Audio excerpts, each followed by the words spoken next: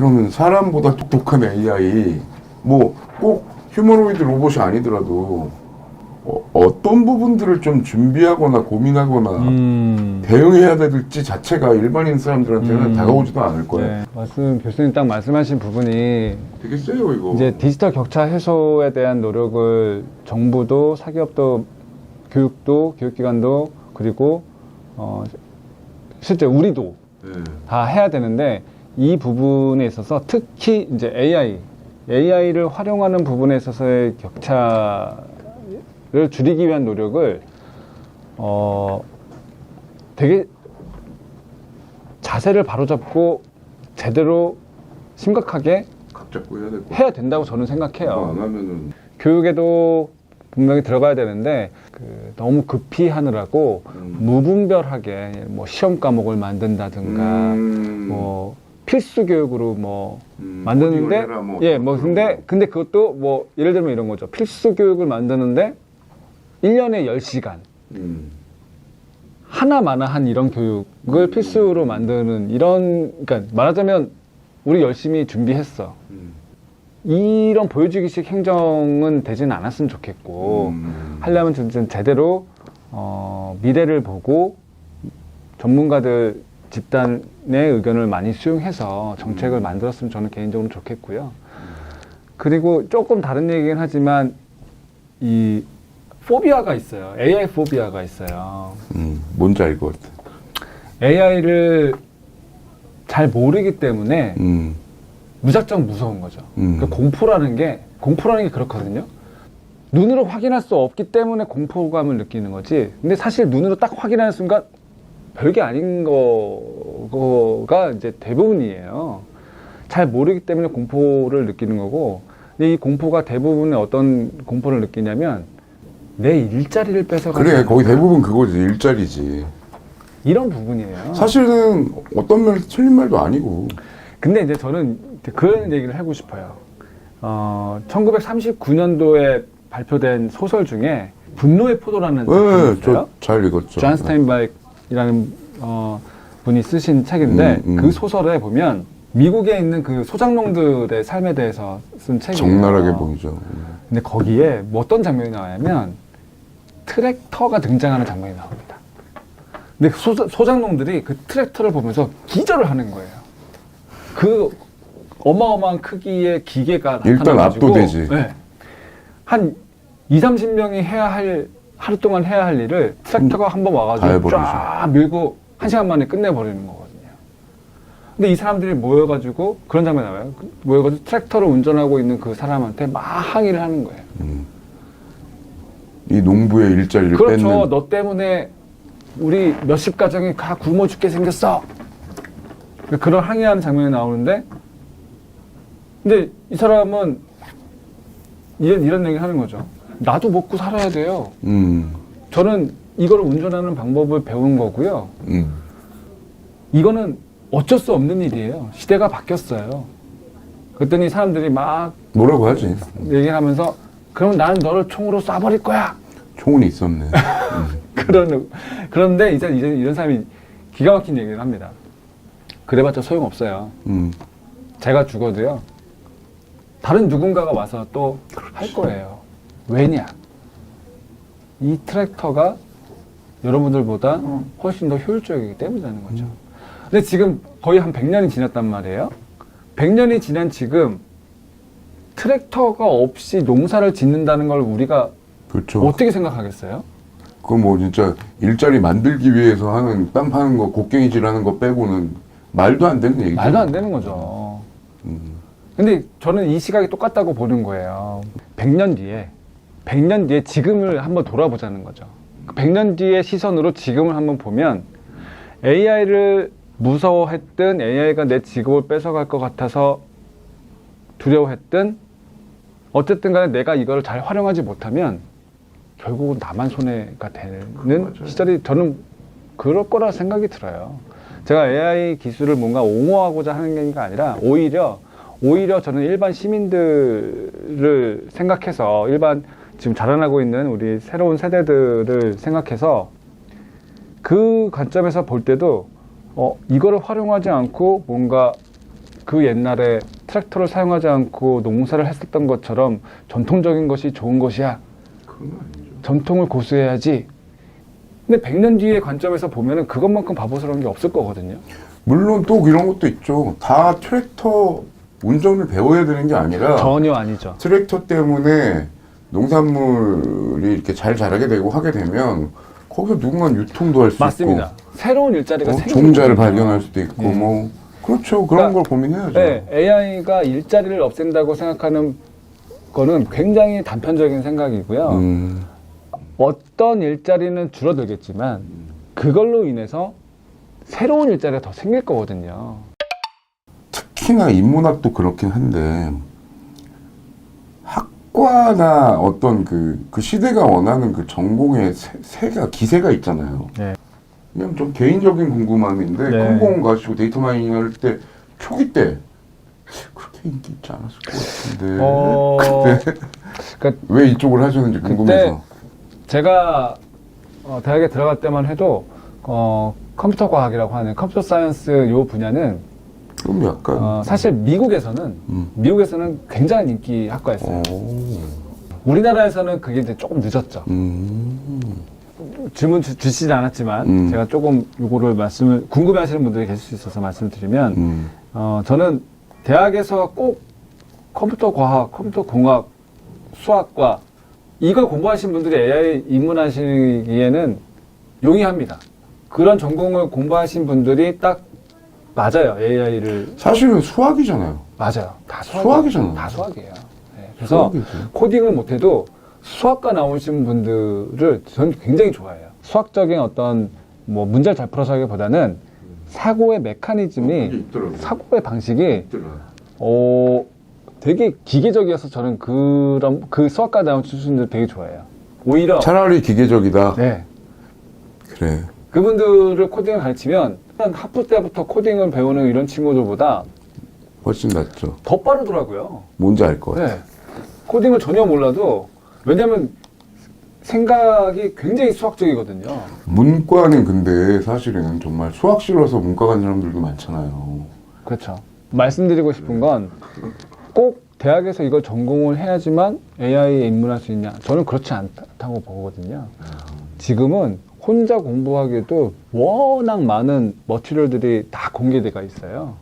그래서 굳이 대학을 갈 필요도 없고, 뭐, 우리 다 알고 계시는데, 코세라, 그리고 그 코세라를 본따 만든 K무크, 뭐, 이런 것만 제대로 공부를 잘 할 수 있으면, 물론 이제 혼자 공부하기가 힘들어서 그렇지.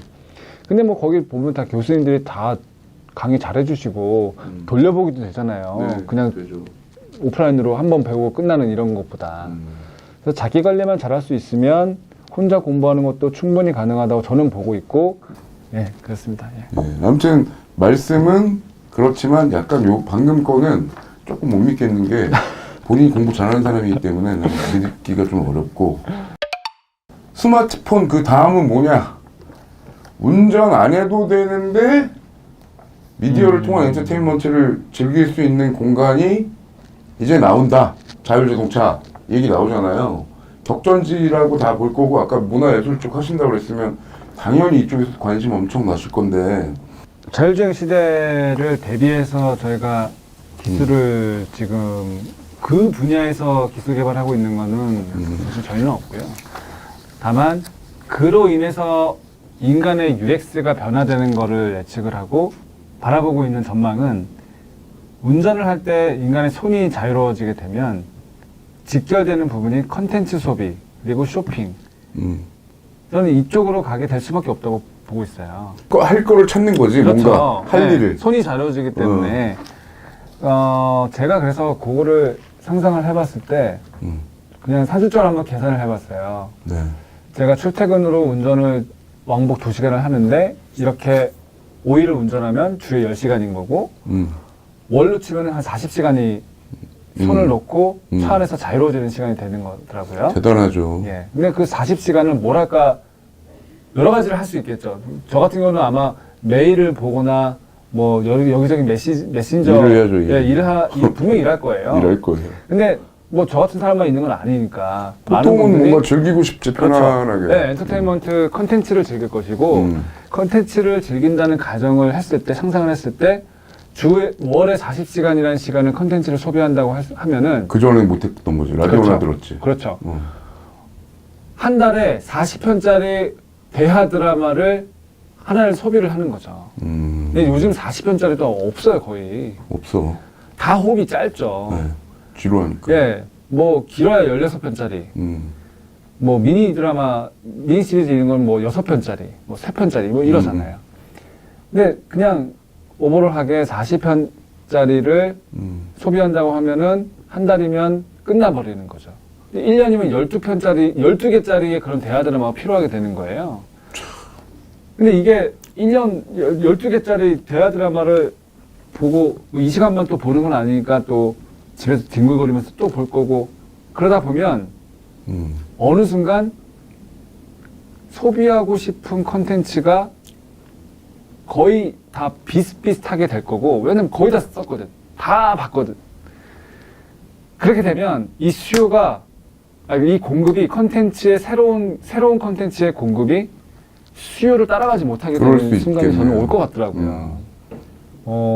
만약에 우리나라가 정말 K 컨텐츠의 전략적인 방향으로 미국 전 세계를 공략하겠다는 전략을 정말 세운다면 지금 같은 속도로 만들어서는 절대 안 된다고 봐요.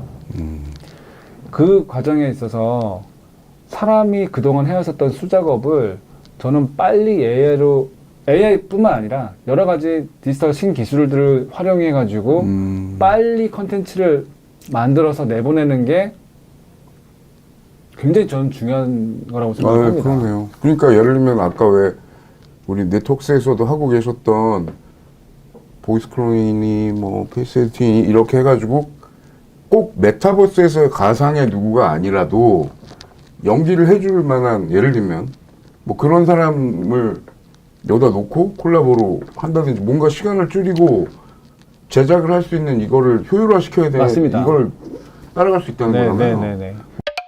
어쨌든 이렇게 잘 나가는 올리브 네트워크스. 근데 인재 고르는 거 전쟁이죠. 전쟁이죠. 지금 전쟁이던데 전쟁이죠. 여기는.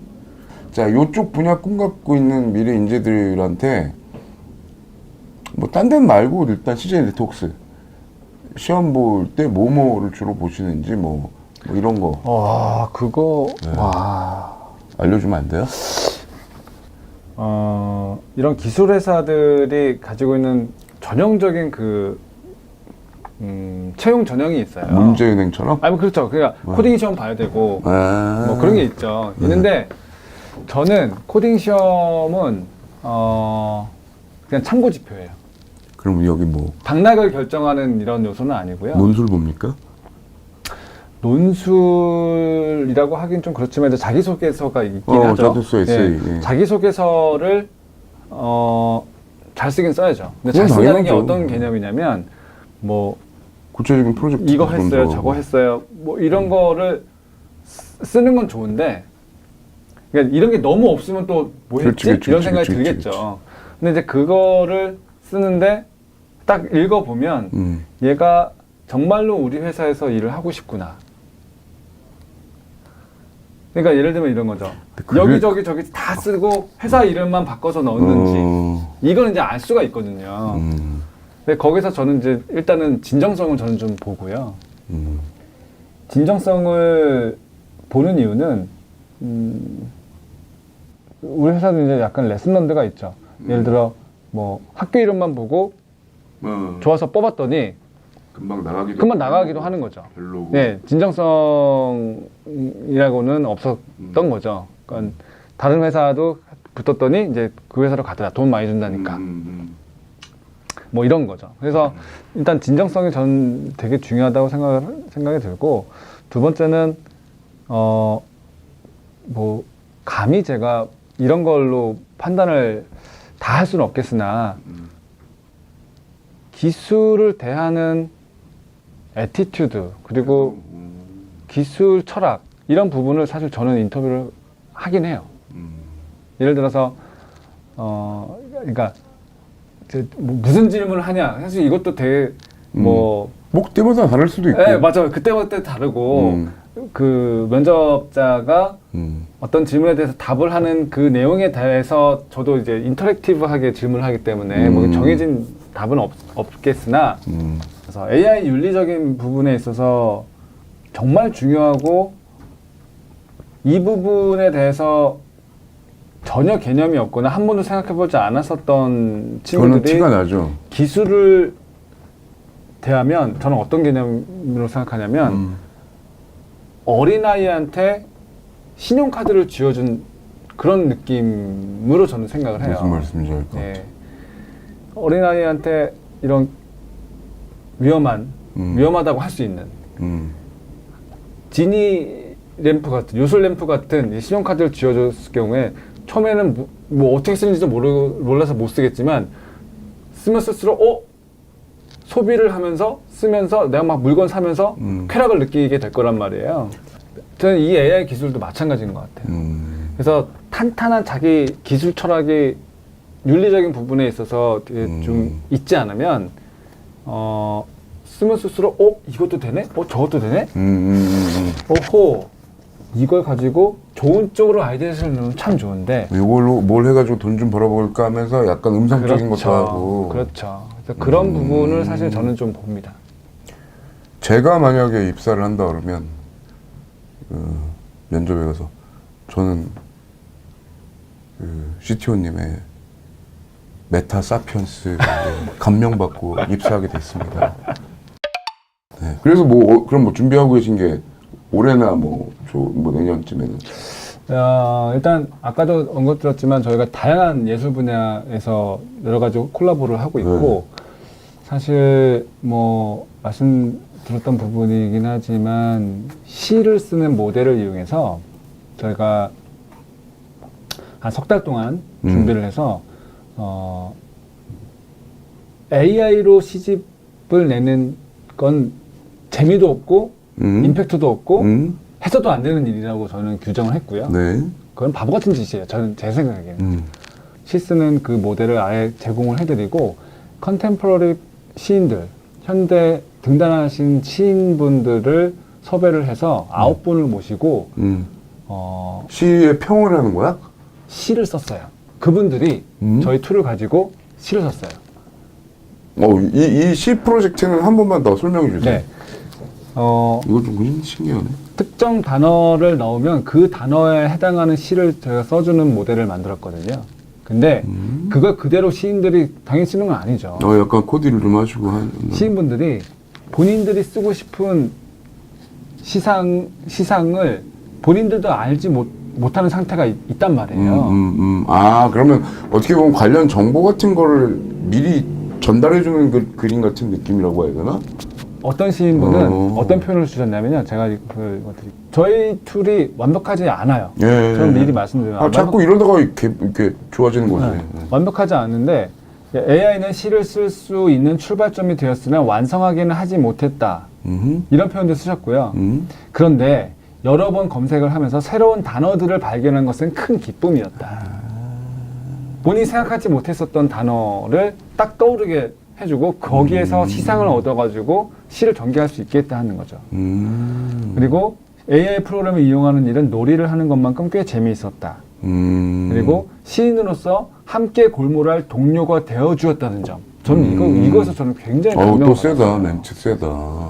제가 계속 얘기했었던 콜라보레이터를 그러네. 정말 이분은 정말 느끼셨던 거예요. AI를 내가 배우고 만들고 이게 아니라 AI 기술이 지금 주는 그 유용성을 나의 이 전문 세계랑 같이 매칭시켜가지고 위로 뽑아내는 거구나. 그렇죠. 예. 또 시인들한테 이거를 줬으니 어떤 분들은 솔직히 아직 이 AI가 온전하게 시를 쓸 수 있는 여성은 아니라고 생각하지만 거울을 보며 대화하듯 AI의 도움을 받아 5편의 시를 쓸 수 있었다. 역시 시인들이라 표현이 달라. 상이나 거울을 보며 대화하는 것 같아. 방식만을 따왔기 때문에 사실 이 시들의 AI가 완성한 문장을 사용한 부분은 없지만 여기에 사용된 문장들을 AI 없이 혼자 작업했다면 만나기 어려운 문장들이었을 것이다. 뭐 이런 표현을 주셨고 그래서 뭐 이렇게 이제 뭐 출판 간담회 모셔가지고 간담회도 했고 그래서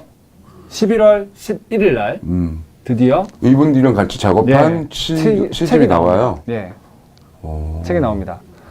책 제목은 9 플러스 I예요. 9 플러스 I. 아이가 우리 인공지능님이신 거군요. 그런 개념이고요. 9 9명의 시인이라며. 맞습니다. 네. 9명의 실제 시인분들과 AI가 콜라보한 작품이다. 아이. 네. 아이는 약 뭐의 그거예요? 뭐 의미를 담으셨을 거 아니에요? 네. 근데 이게 너무 재미없을 것 같아서 그냥 하세요. 맞습니다. 편집하겠어요. 이게 구를 이렇게 살짝 보면은 A 네, 보이잖아요. 이렇게. 네, 그래서 A, I. AI. 네. 못 들은 걸로 할게요. 못 들은 걸로 하겠습니다. 올해 안에 준비된 걸로는 또 뭐? 네, 올해 안에 지금 음악을 같이 만들고 있는 것도 있어요. 시 말고 음악? 네. 음악을 음악은- 만든다라는 것도 뭐야? 음악은 네. 생성 모델로 미디 음악을 만들고, 미디 음이라는 게 피아노, 건반, 띵띵띵띵 이런 네. 멜로디를 만드는 네네. 모델이 있고요. 네네. 그렇게 만들어진 노래를 가지고 실제로 세션이 음흠. 그 음악을 연주를 해주세요. 해서 하나의 완성된 곡을 만드는 콜라보를 했었고, 이게 그냥 그래 뭐 들어올 줄만 하네 이게 아니라 돈 주고 사도 괜찮을 법한 노래를 만드는 작업을 지금 하고 있는데 제가 볼 땐 꽤 괜찮아요. 그게 좀 잠깐만, 그러면은 유명한 혹은 인기 있는 미디 음악들을 또 다 학습을 해서 학습을 해. 네. 그 다음에 예를 들면 그러면 이제 제가 만들고 싶은 노래는 뭐 검색어를 넣는다고 해야 되나요? 뭐 어떻게 해야 될까요? 예를 그거는 들면. 이제 장르 아, 장르를 넣고 비트를 넣고 약간 자세한 설정을 할 수가 있죠. 네. 그런 식으로 한번 들어보시죠, 이거를. 만든 거예요? 네, 이거는 아까 말씀드린 미디 음악을 만든 거고요. 이게 AI가 만든 거라고? 이게? 네. 이거를 이제 어. 약간 단조롭잖아요. 이거를 요걸 좀 손을 전부 좀 세션들이 연주를 한 겁니다. 오.